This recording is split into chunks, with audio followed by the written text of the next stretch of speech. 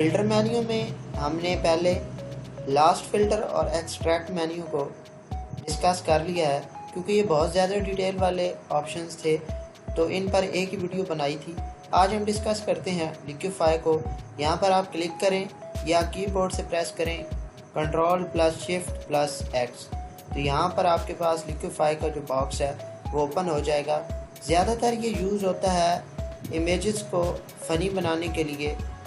यहाँ तक मैं इतना ही कहूँगा, क्योंकि जब आप इन टूल्स को इस्तेमाल करना सीख जाएंगे तो आप छोटे छोटे इफ़ेक्ट से अपने प्रोजेक्ट में ज़्यादा बेहतरी पैदा कर सकते हैं। तो पहले आपके पास जो टूल है वो है ड्रैग टूल। इसकी मदद से आप अपनी इमेज के जो पिक्सल्स हैं उनको बढ़ा सकते हैं। यहाँ से मैं इस ब्रश का साइज़ जो है तो थोड़ा सा कम करता हूँ और यहाँ पे देखें, अगर मैं पिक्सल्स को बढ़ाना चाहूँ, यहाँ से नोज़ को पकड़ के मैं बढ़ाना चाहूँ तो बढ़ा सकता हूँ। यहाँ पे देखें, मैं किसी और हिस्से को बढ़ाना चाहूँ तो यहाँ पे मैं बढ़ा सकता हूँ। जैसे ये लिप्स को आप बड़ा करना चाहें तो आप यहाँ से कर सकते हैं।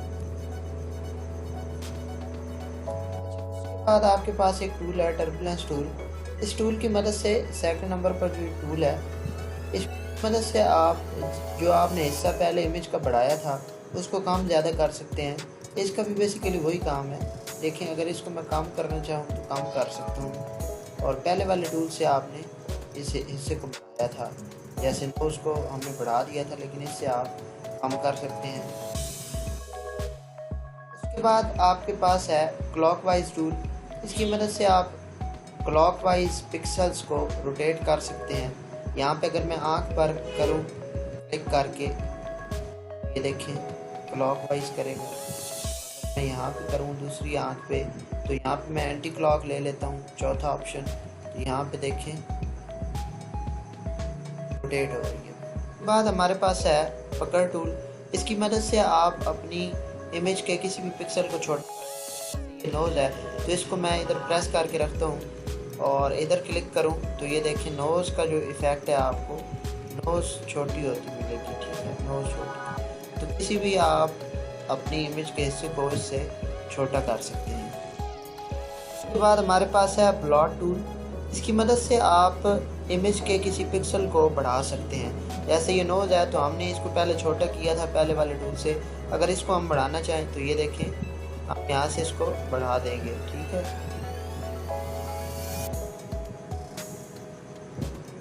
तो मैंने आपको पहले भी कहा कि अगर ये सिर्फ फ़नी इमेजेस बनाने के लिए नहीं है, अगर आप इसको बारीकी पर लेके जाएंगे, बारीकी पर समझ लेंगे, तो ये बहुत ज़्यादा यूज़ होने वाला टूल है लिक्विफाई। आप देखिए यहाँ पे है पिक्सल टूल की पिक्सल शिफ्ट टूल। तो यहाँ पे आप पिक्सल्स को, अपनी इमेज के पिक्सल्स को शिफ्ट कर सकते हैं। जैसे यहाँ से मैं इसको ले आता हूँ। अब देखें, जो इमेज होती है वो असल में पिक्सल ही होते हैं और पिक्सल आप एक जगह से। बाद है रिफ्लेक्शन टूल। रिफ्लेक्शन टूल की मदद से आप अपनी इमेज में रिफ्लेक्शन डाल सकते हैं एक पिक्सल का दूसरी जगह पे। अब यहाँ पे देखें, मैंने आई वाला तो पहले अप्लाई किया था तो उसका रिफ्लेक्शन यहाँ पे आया। तो मैं इधर करूँ और फिर यहाँ पे अप्लाई करूँ तो रिफ्लेक्शन एक किस्म का आपके पास आई वाला रिफ्लेक्शन अब इधर भी आ। यहाँ पे है रिकंस्ट्रक्ट टूल।